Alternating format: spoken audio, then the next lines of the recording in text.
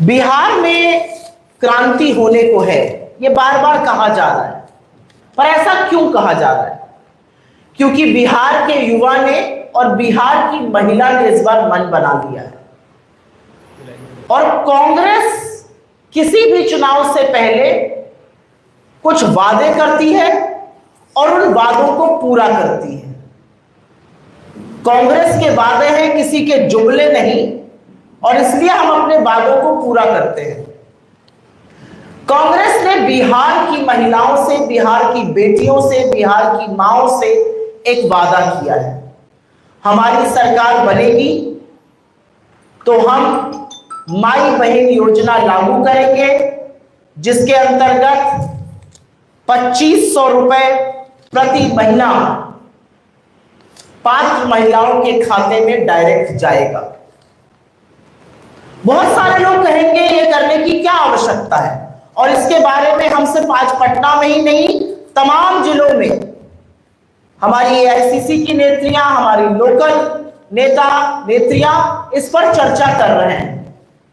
बहुत सारे लोग कहेंगे इसकी क्या जरूरत है, 2500 रुपए क्यों देने हैं पात्र महिलाओं, क्या इससे महिलाएं सुरक्षित हो जाएंगी? जी हां, जितना महिलाएं सशक्त होंगी, जितनी महिलाएं आर्थिक रूप से स्वतंत्र होंगी, उतनी ज्यादा महिलाएं सुरक्षित और सशक्त होंगी। और ये हमारा कहना नहीं है, ये सोशियोलॉजिकल पैरामीटर है, ये सामाजिक बेसिक ज्ञान है। औरत के हाथ में पैसा आता है तो औरत सिनेमा नहीं देखती, औरत जुआ नहीं खेलती। औरत के हाथ में पैसा आता है तो औरत अपने परिवार के संरक्षण के लिए, परिवार के बेहतर स्वास्थ्य के लिए, बेहतर शिक्षा पर खर्चा करती है। औरत के हाथ में अगर जरा सा भी अतिरिक्त पैसा आता है तो उसको लगता है अपने बच्चे को ज्यादा बेहतर कैसे पढ़ाऊं, रोटी तरकारी के साथ दाल कैसे खिलाऊं। ये औरत के जननी होने का स्वरूप है। औरत के हाथ में पैसा आएगा, उससे परिवार की बढ़ोतरी भी होगी, बेहतरी भी होगी, और ये हमारा मानना है। ये हमने अपने तमामों राज्यों में करके दिखाया है और अभी उस पर चर्चा करती हूं। तो हमने वादा कर दिया है, सरकार बनेगी, 2500 रुपए पात्र महिलाओं के खाते में हमारी सरकार डालेगी, जिससे बिहार की महिलाएं आर्थिक रूप से सशक्त और सुरक्षित दोनों होंगी।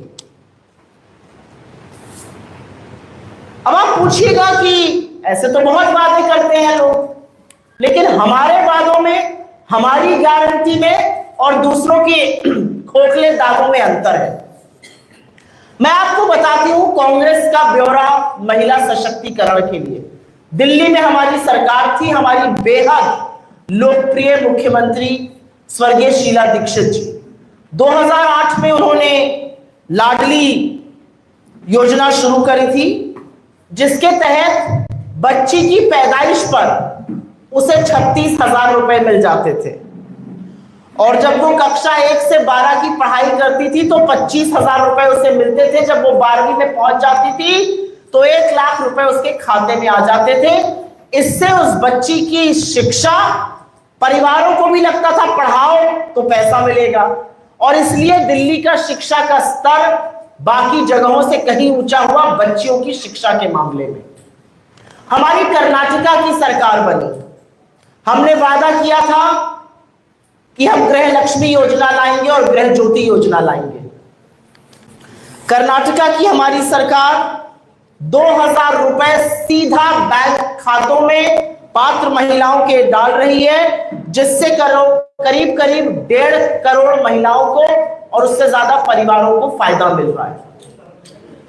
हमने शक्ति योजना वहां लॉन्च करी, जिससे बस सेवा फ्री है। हमारी जो फ्री बिजली योजना है उससे भी महिलाओं को फायदा होता है, क्योंकि जितना महिलाएं बचा पाती हैं पैसा, उतना परिवार के समृद्धि में लगाती हैं। हमारी हिमाचल की सरकार 1500 रुपए की प्यारी बहना सुख सम्मान योजना के तहत पात्र महिलाओं को देती है। हमारी तेलंगाना की सरकार महिलाओं के लिए फ्री बस सेवा, 500 का सिलेंडर और 200 यूनिट बिजली मुफ्त करती है, जिससे महिलाओं के हाथ में, महिलाओं के घरेलू बजट में कुछ पैसा बच सके। झारखंड की हमारी सरकार, हमारे घटक दल की सरकार 2500 की आर्थिक सहायता हमने सरकार बनते ही देना शुरू किया। पहले मात्र 1000 रुपए दिया जाता था। हमने चुनाव में वादा किया था हमारी सरकार बनेगी, हम 2500 रुपए देंगे।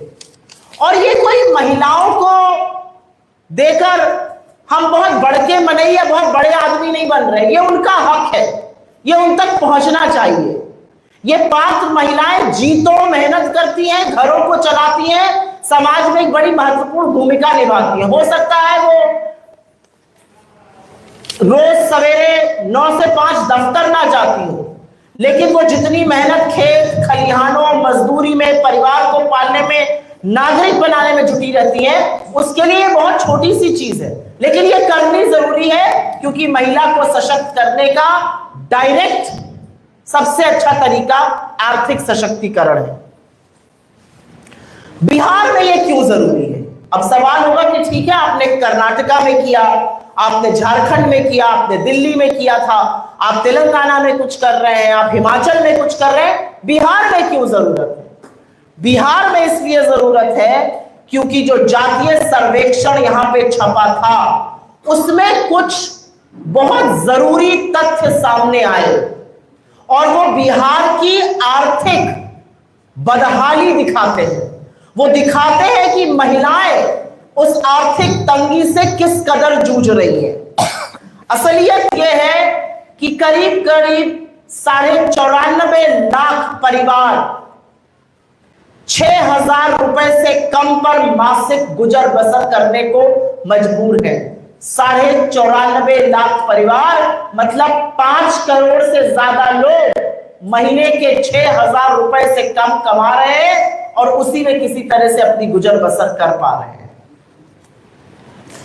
इसी आंकड़े में आगे एक और चौंकाने वाला तथ्य आया।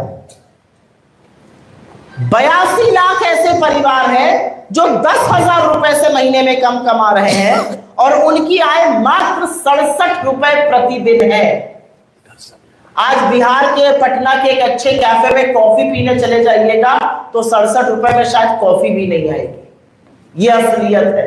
और परिवार भरण पोषण खाना पीना कपड़ा लत्ता सब कुछ 67 रुपए रोज पे करने को मजबूर है। ये वो लोग हैं जो दो महीने के 10,000 कमाते हैं, जो महीने के 6,000 कमाते हैं वो 40 रुपए पर अपने परिवार की गुजर बसर करने को मजबूर है।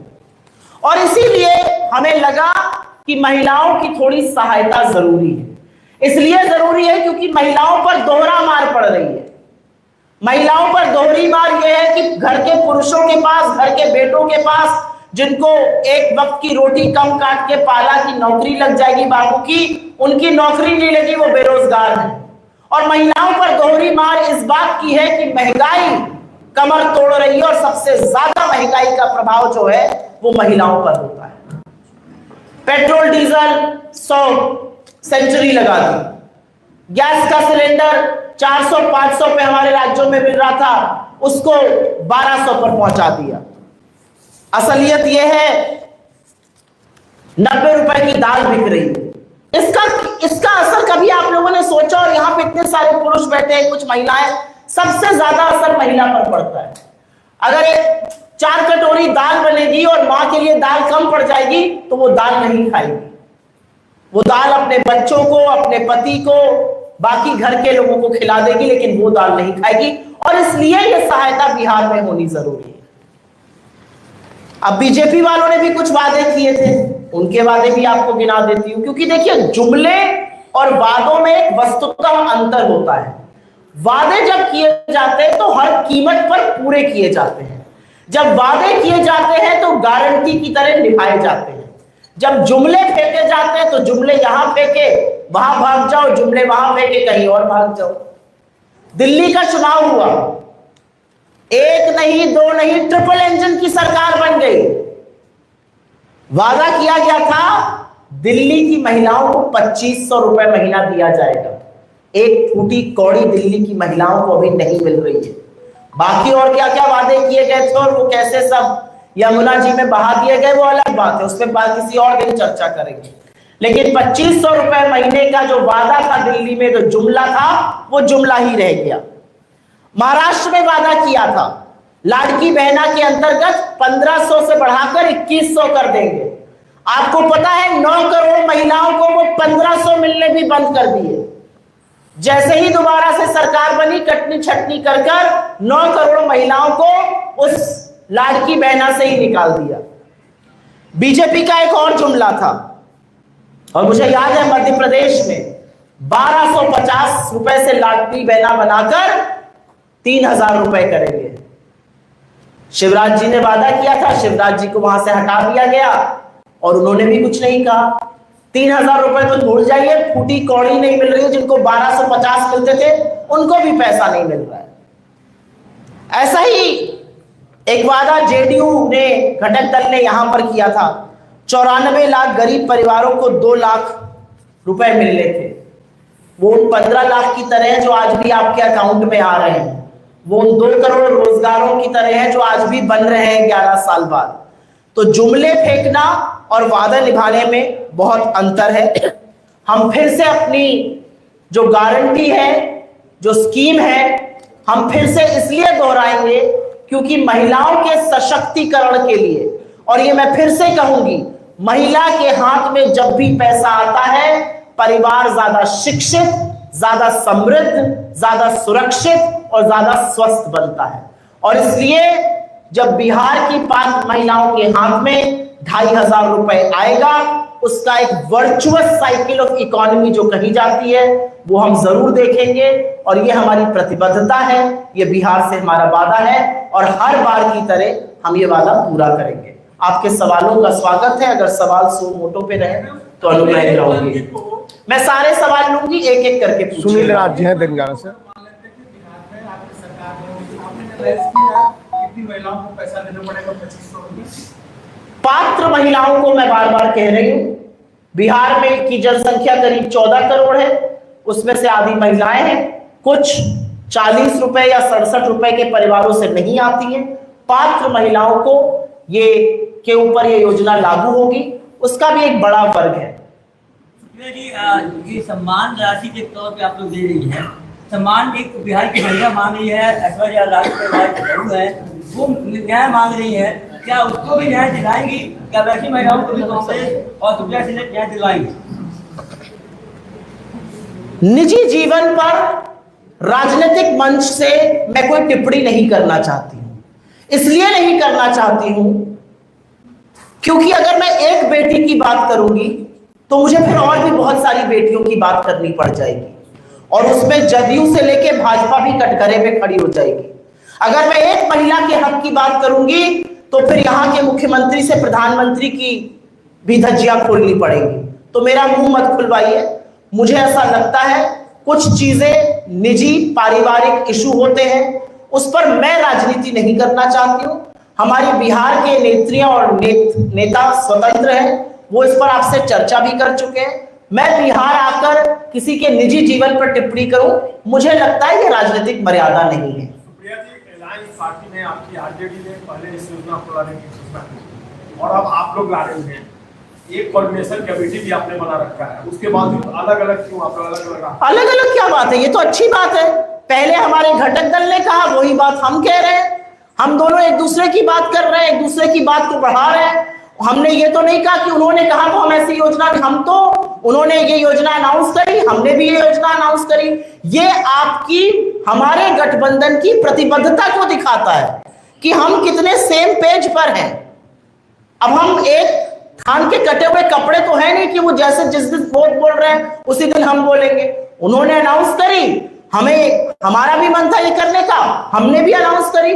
बिहार की महिलाओं को ये खुशी होनी चाहिए कि एक घटक दल ऐसा है जहां पर दोनों घटक, एक गठबंधन ऐसा है जहां पर दोनों घटक दल सेम बात कर रहे हैं, हमारे हित की बात कर रहे हैं, हमारे सम्मान की बात कर रहे हैं। दूसरी तरफ एक घटक दल है जहां पर मुख्यमंत्री की धज्जियां उनके घटक दल वाले ज्यादा उड़ा रहे हैं, जहां पर आपसी मुठभेड़ की और आपसी मनमुटाव की खबरें इतनी ज्यादा है कि हमारे यहां उसको सिरपुटौल कहा जाता है।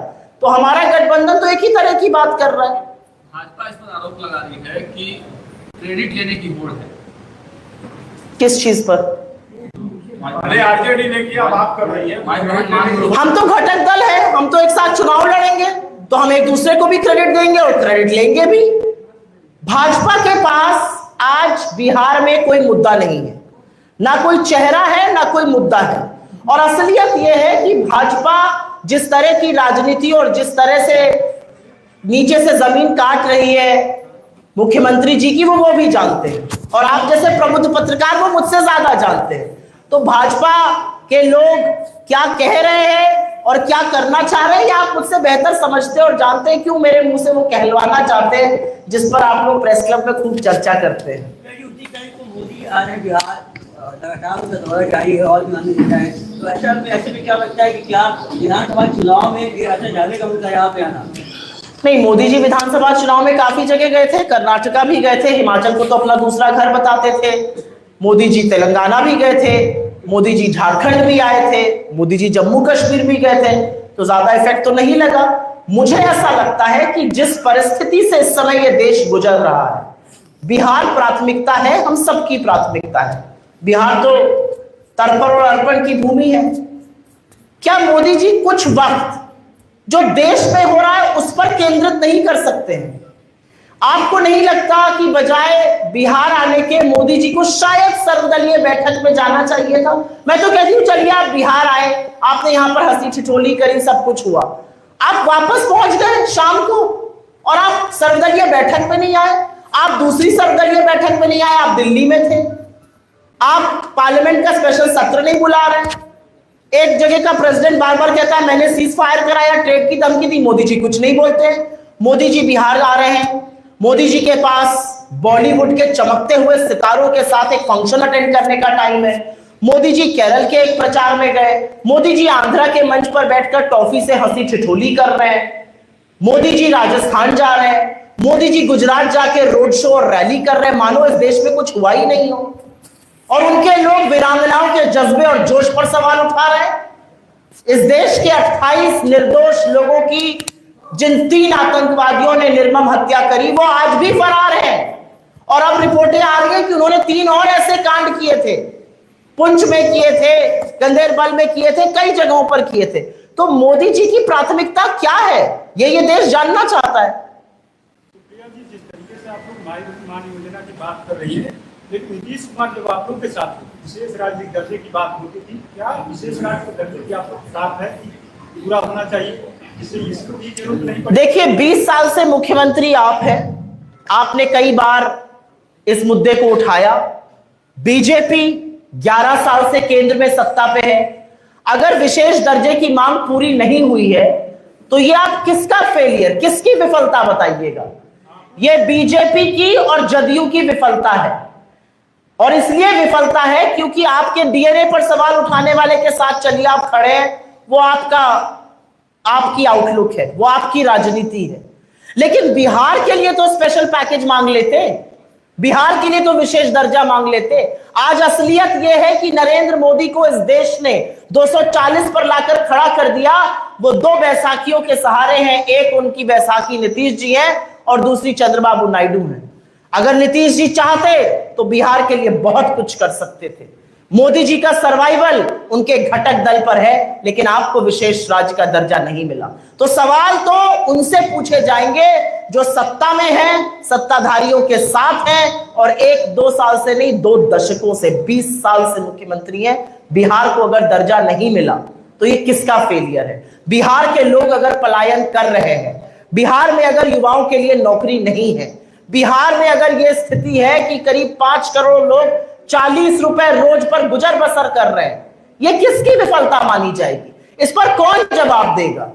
आप विपक्ष से सवाल पूछिए, आप हमको कटघरे में खड़ा करिए, लेकिन एक वक्त तो इस देश में, इस प्रदेश में ऐसा आएगा जहां पर आप अपने मुख्यमंत्री से, उनके घटक दल से, प्रधानमंत्री से, जो लगातार बिहार के दौरे करेंगे, उनसे पूछना भी बनता है। एक सवाल यह भी है कि प्रधानमंत्री नरेंद्र मोदी ने अभी थोड़ी देर पहले कहा है कि कैमरे पर ऑपरेशन सिंदूर किया गया कि विपक्ष सबूत ना मांग सके, तो इतना डरते हैं मोदी जी आप लोग? अब मुझे नहीं पता मोदी जी डरते हैं कि नहीं हम लोगों से, लेकिन मोदी जी की कुछ मामलों पर चुप्पी इस देश के लिए थोड़ी घातक है। देखिए, इस देश ने ऐसी भी नेत्री देखी है इंदिरा जी जैसी, जिन्होंने पाकिस्तान के 2 टुकड़े तब किए थे जब अमेरिका कहता था मैं 7वां बेड़ा भेजूंगा। उन्होंने कहा 7वां नहीं 70वां भेज दो, अपने देश हित के लिए मैं पाकिस्तान के 2 टुकड़े करूंगी। हमारे सेना के शौर्य और पराक्रम को एक प्रबल नेतृत्व मिला, उन्होंने पाकिस्तान के 2 टुकड़े किए। उनको लगा कुछ ही लोग जो हैं बैंक पे कब्जा करके बैठे हैं, उन्होंने बैंकों का राष्ट्रीयकरण कर दिया। आज कोई कर सकता है ये? हमारी सेना आक्रामक थी, हमारी सेना पाकिस्तान को अगर थोड़ी सी डील मिल जाती तो पूरे विश्व के नक्शे से उगाड़ देती। हमने सीज फायर किया और सीज फायर का अनाउंसमेंट अमेरिका से आ रहा है, और पिछले 11 दिन में 9 बार अमेरिकी राष्ट्रपति ये कह चुका है सीज फायर का श्रेय मेरा है, मैंने ट्रेड की धमकी दी, मैं कश्मीर में मध्यस्थता करूंगा। किसी न्यूट्रल जगह पर पाकिस्तान और हिंदुस्तान के प्रधानमंत्री मिलेंगे। जिस कंगले पाकिस्तान का नाम हमारे साथ नहीं लिया जाता था, आज हमको समकक्ष लाके खड़ा कर रहे हैं। ये नरेंद्र मोदी जी का, उनकी कूटनीति का, उनकी सरकार का फेलियर है कि वो कुछ नहीं बोल पा रहे हैं। आज नरेंद्र मोदी जी को फोन उठाकर बोलना चाहिए। ये मेरी संप्रभुता पर सवाल खड़े करता है। अगर वो झूठ बोल रहे हैं तो कहें मोदी जी, आए देश को संबोधित करें। नरेंद्र मोदी जी 8 बजे देश को संबोधित करने आ रहे थे, पौन घंटे पहले सुबह के 6 बजे अमेरिकी राष्ट्रपति ने बयान दे दिया टीवी पर, मैंने सीज फायर कराया। कैसे ऐसे हो गया? हमारे देश की संप्रभुता पर कोई ललकार रहा है और इस देश का प्रधानमंत्री बिल्कुल उस पर चुप है, उस पर कोई बातें नहीं कर रहे हैं। मोदी जी का प्रचार नहीं थम रहा है, उनका लाइट कैमरा एक्शन चालू है, उनका रोड शो चालू है, उनकी रैली चालू है, वो कुछ नहीं थम रहा है। तो ये किसका विफलता है? कौन सवाल पूछेगा?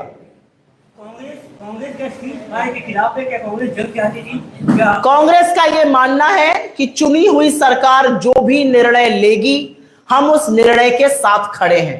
हमने लगातार ये कहा सरकार जो भी एक्शन लेगी पाकिस्तान के खिलाफ हम उसके साथ खड़े हैं।